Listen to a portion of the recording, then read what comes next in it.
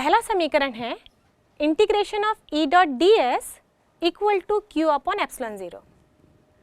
अब यहाँ पे जो क्यू है वो बंद पृष्ठ के अंदर, किसी बंद क्षेत्रफल के अंदर उपस्थित आवेश है और एप्सिलॉन ज़ीरो निर्वात की विद्युतशीलता होती है।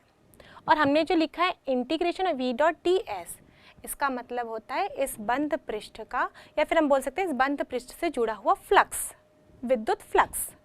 ये समीकरण आपने इलेक्ट्रोस्टैटिक में भी देखा था और इस समीकरण को हम गॉस के प्रमेय के नाम से जानते हैं। तो ये जो समीकरण है वो क्या बता रहा है कि किसी विद्युत आवेश का उससे उत्पन्न होने वाले विद्युत क्षेत्र में संबंध को दर्शाता है। अब हम दूसरा समीकरण देखते हैं।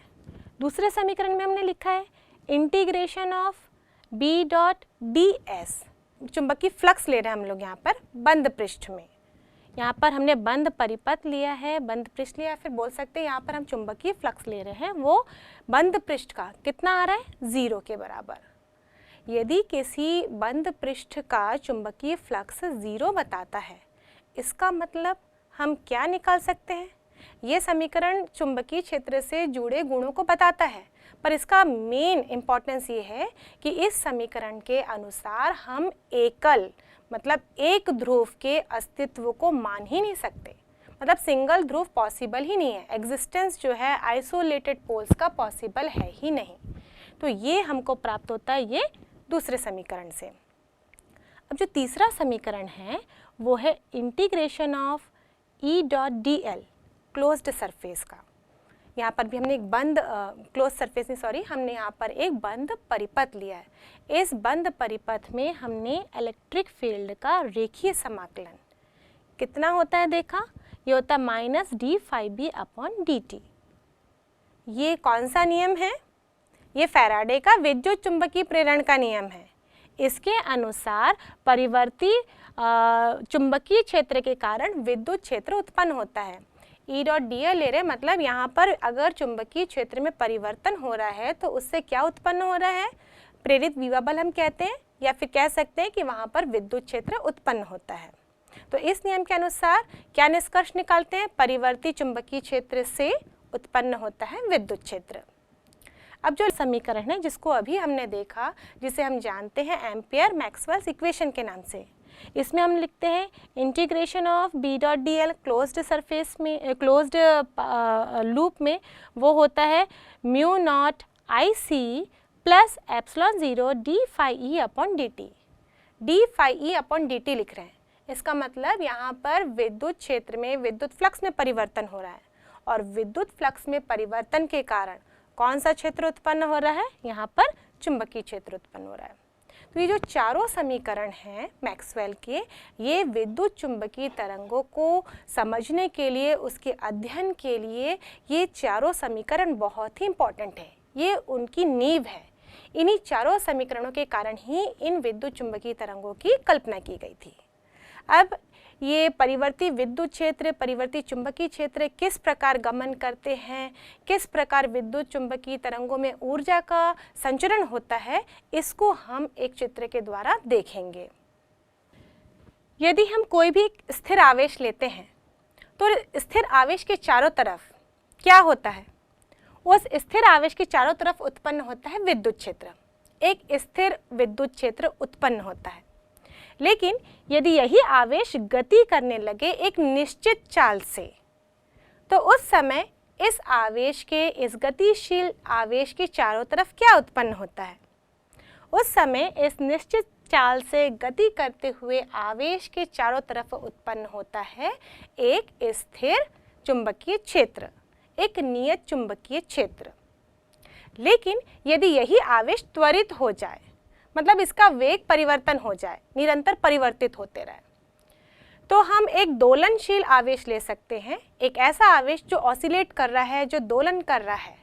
तो ऐसा आवेश है, उदाहरण है त्वरित आवेश का।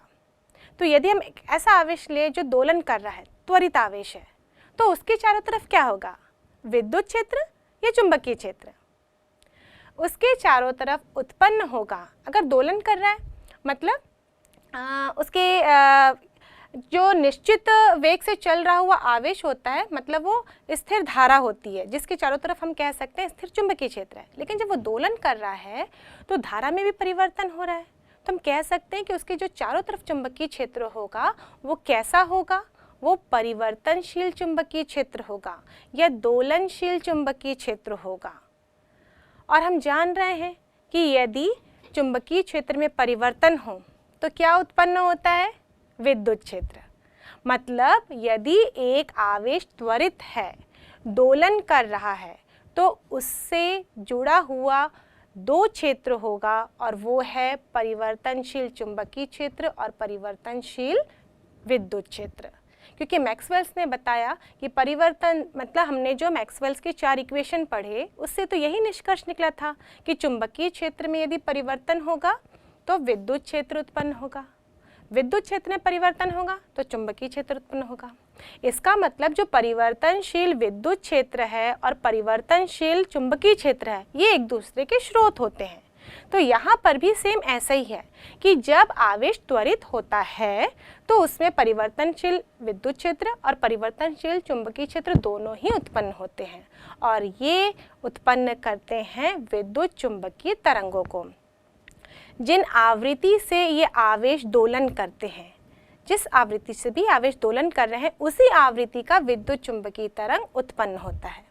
और इन आवेशों में दोलन करते समय जितनी ऊर्जा होती है वही ऊर्जा संचरित होती है इन विद्युत चुंबकीय तरंगों से।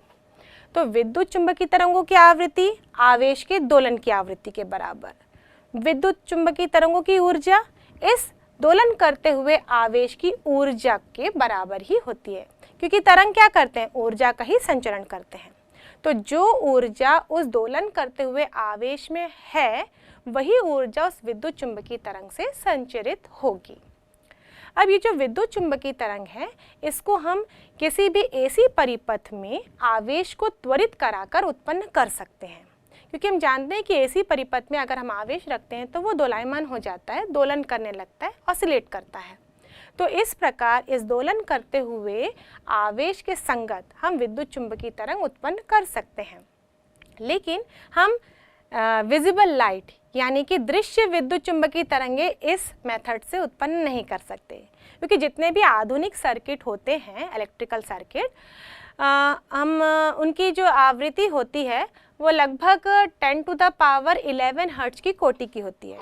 और जो विजिबल लाइट हम लेते हैं, यदि हम उसका मीन वैल्यू लें यानी कि पीले रंग के प्रकाश की आवृत्ति लें तो वो लगभग 6 × 10⁻14 हर्ट्ज की होती है। तो इस आवृत्ति की विद्युत चुंबकीय तरंगे हम आधुनिक एसी परिपथ या आधुनिक विद्युत परिपथ के जरिए उत्पन्न नहीं कर सकते। अब ये विद्युत चुंबकीय तरंगों में ये विद्युत क्षेत्र जो परिवर्तनशील है और जो परिवर्तनशील चुंबकीय क्षेत्र है ये किस प्रकार होता है, ये कैसे गमन करते हैं, ये भी तो एक बड़ा क्वेश्चन है। क्योंकि हम ये कह रहे हैं कि परिवर्तनशील विद्युत क्षेत्र उत्पन्न कर रहा है परिवर्तनशील चुंबकीय क्षेत्र को, और उल्टा भी हो रहा है, लेकिन ये गमन कैसे कर रहे हैं।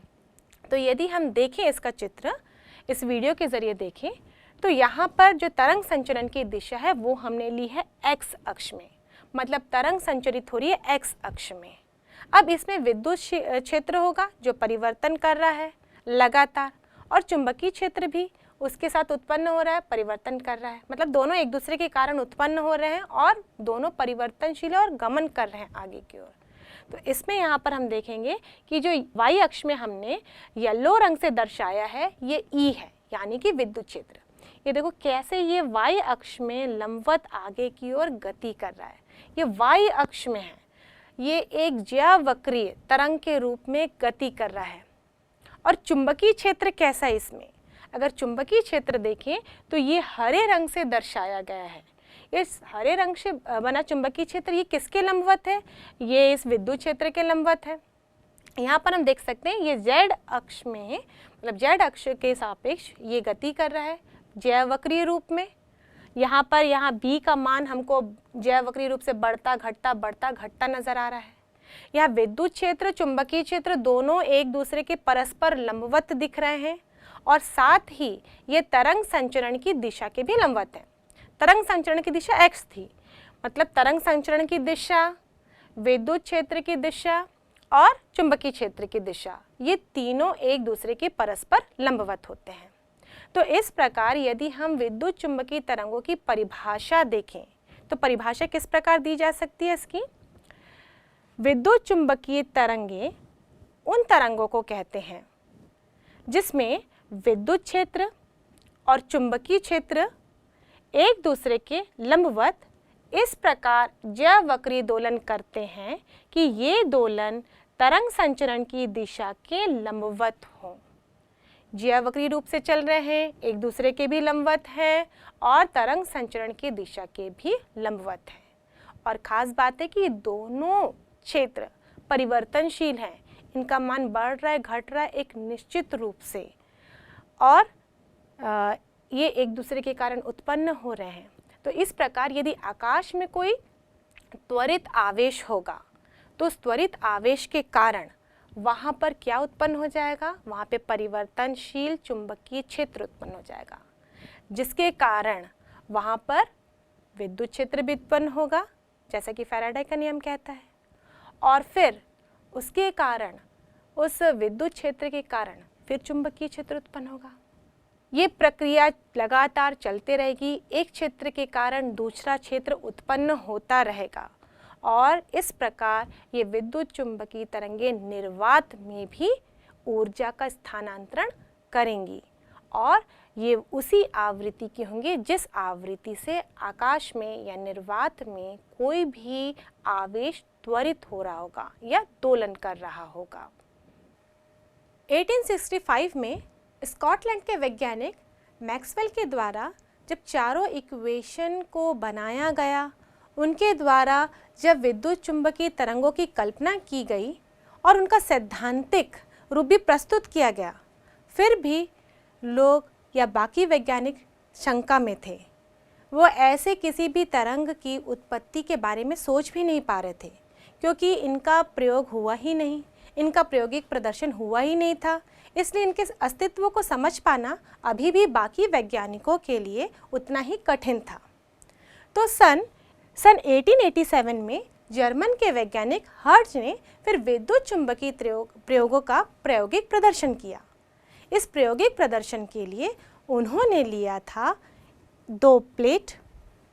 ये प्लेट वर्गाकार हैं और लगभग इनकी जो लंबाई या चौड़ाई बोल सकते हैं वो 40 सेंटीमीटर की थी और ये दोनों प्लेट एक दूसरे से लगभग 60 सेंटीमीटर की दूरी पर स्थित थे और इन दोनों प्लेटों के बीच में थे 2 मेटालिक पॉलिश्ड स्फीयर्स बॉल, जो कि कनेक्टेड थे 2 किससे? तांबे की तारों से। और इन धात्विक स्फीयरों को, बॉल को जोड़ा गया था तांबे की तार की सहायता से प्रेरक कुंडली से, जिसकी सहायता से इन दोनों स्फीयर्स के बीच में उच्च विभव अंतर दिया जाता था।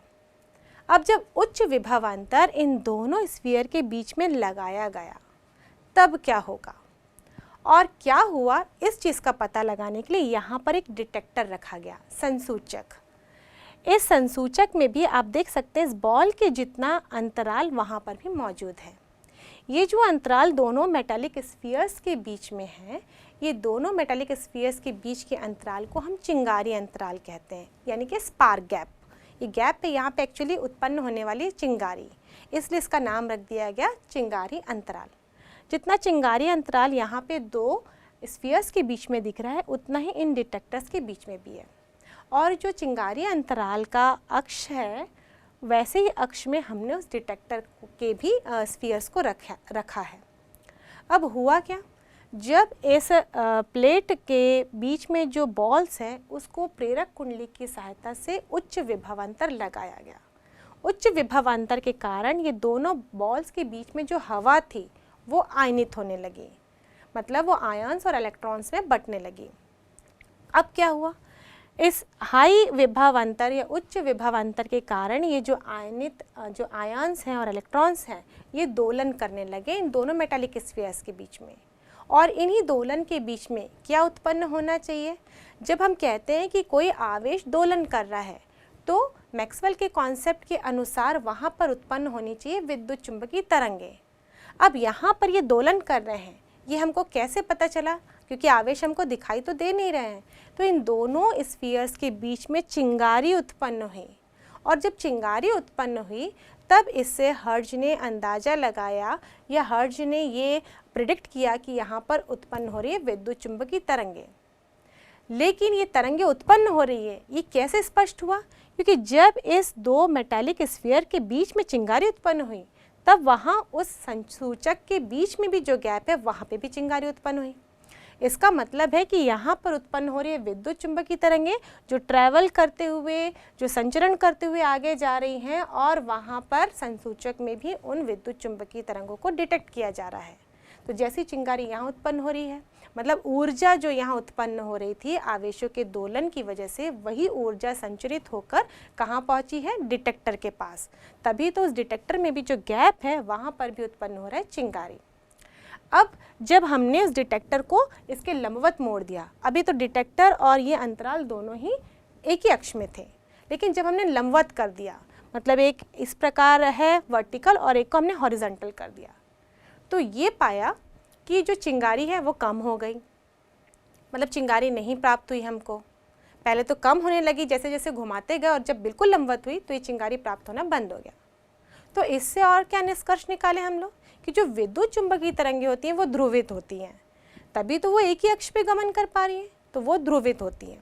यदि हम डिटेक्टर को मोड़ देते हैं तो वो चिंगारी या वो विद्युत चुंबकीय तरंगे वहाँ पर नहीं आगे गमन कर पा रही है, जिसके कारण वहाँ पर चिंगारी रुक गई है।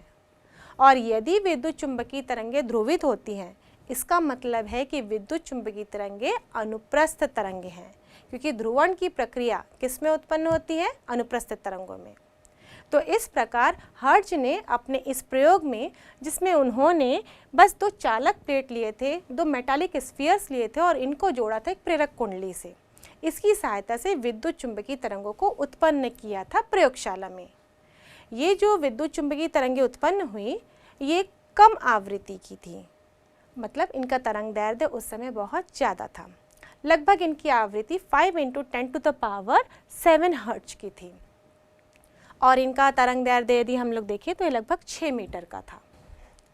यहाँ पर जो दो मेटालिक प्लेट्स हैं, धात्विक पट्टियाँ हैं, वो काम कर रहे हैं संधारित्र की तरह, जिनकी धारिता कम है, और जो दो तांबे की तार हैं वो कार्य करें प्रेरक कुंडली की तरह, जिनका प्रेरकत्व भी कम ही लिया गया।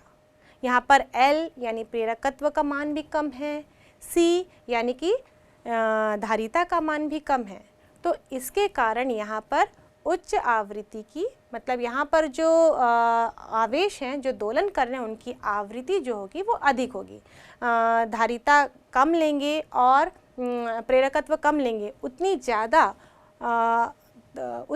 आवेश को हम उतनी ज़्यादा आवृत्ति से हम आवेश को दोलन करवा सकते हैं।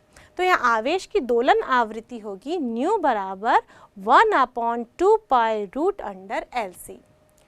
ये हम जानते हैं किसी भी दोलन करते हुए आवेश या सर्किट की आवृत्ति हम लोग इस प्रकार दे सकते हैं। तो इसी आवृत्ति का विद्युत चुंबकीय तरंग भी प्राप्त हुआ। हर्ट्ज के प्रयोग में हम देखें तो ये आवृत्ति इतनी अधिक नहीं थी, यहाँ पर 5 × 10⁷ हर्ट्ज की आवृत्ति का ही विद्युत चुंबकीय तरंग उत्पन्न किया जा सका।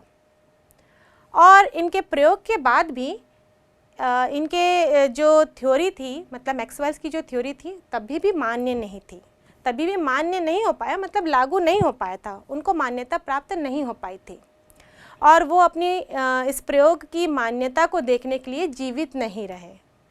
लेकिन उसके बाद J.C. बोस ने 7 साल बाद लगभग, जो भारतीय वैज्ञानिक थे, उन्होंने कलकत्ता में ही प्रयोगशाला में प्रयोग किया, और उसके बाद उनके प्रयोगों के बाद ही इस विद्युत चुंबकीय तरंग के कॉन्सेप्ट को मान्यता मिली। तो J.C. बोस का प्रयोग क्या था? वो भी उसी सिद्धांत को लेकर आगे बढ़े, और उन्होंने कलकत्ता में जो प्रयोगशाला में विद्युत चुंबकीय तरंग उत्पन्न करी वो कुछ ज़्यादा आवृत्ति की थी, और इनके तरंग दैर्ध्य कम थे और इनकी आवृत्ति अधिक थी। सन 1895 में उन्होंने स्वनिर्मित, मतलब खुद से ही उन्होंने निर्माण किया और एक इलेक्ट्रिक रेडिएटर बनाया, और इस इलेक्ट्रिक रेडिएटर की सहायता से उन्होंने लगभग 5 मिलीमीटर से 25 मिलीमीटर तरंग दैर्ध्य वाले विद्युत चुंबकीय तरंग को उत्पन्न किया। और उन्होंने सबसे पहले 1895 में ही जो बंगाल के गवर्नर थे उनके सामने इन तरंगों को 20 मीटर तक प्रेषित करके दिखाया। मतलब जो हमने हर्ट्ज के प्रयोग में देखा वो तो बहुत कम ही दूरी तक ही प्रेषित हो रहे थे, लेकिन जब जेसी बोस ने प्रयोग किया तो वहाँ के तात्कालिक गवर्नर के सामने इन्होंने लगभग 20 मीटर की दूरी तक इन तरंगों को प्रेषित किया। और उनके बाद उनकी खोज निरंतर चलते रही। लगभग उन्होंने 1894 से 1899 तक इस प्रयोग पर काम किया और वो इन तरंगों को 1.5 किलोमीटर 1.5 किलोमीटर की दूरी तक प्रेषित करने में सफल हुए। तब तक भी इन विद्युत चुंबकीय तरंगों का अस्तित्व प्रयोगशाला तक ही रहा। उसके बाद 1896 में इटली के वैज्ञानिक मार्कोनी ने उच्च आवृत्ति के विद्युत चुंबकीय तरंगों को उत्पन्न करने में सफलता प्राप्त की। मार्कोनी ने जो विद्युत चुंबकीय तरंगें उत्पन्न करी उनकी आवृत्ति काफ़ी अधिक थी।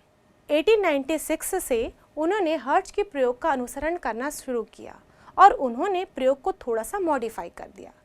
उन्होंने जो चिंगारी अंतराल में 2 स्फीयर्स लिए थे, जो मेटालिक बॉल्स थे S1 और S2, उसमें से एक को उन्होंने जोड़ दिया एंटीना से और जो दूसरा स्फीयर था S2 उसको उन्होंने जोड़ दिया पृथ्वी से, यानी कि उसको पृथ्वीकृत कर दिया। और ऐसा करने पर उन्होंने पाया कि विद्युत चुंबकीय तरंगों को ज़्यादा दूर तक संचरित किया जा सकता है।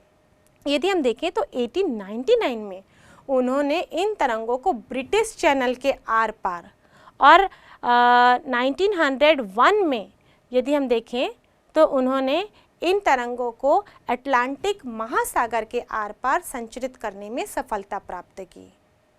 तो इस प्रकार जब मार्कोनी का प्रयोग में ब्रिटिश चैनल और अटलांटिक महासागर के आर पार इन तरंगों का संचरण होने लगा तो ये प्रयोग साबित हुआ एक माइलस्टोन की तरह से संचार व्यवस्था में।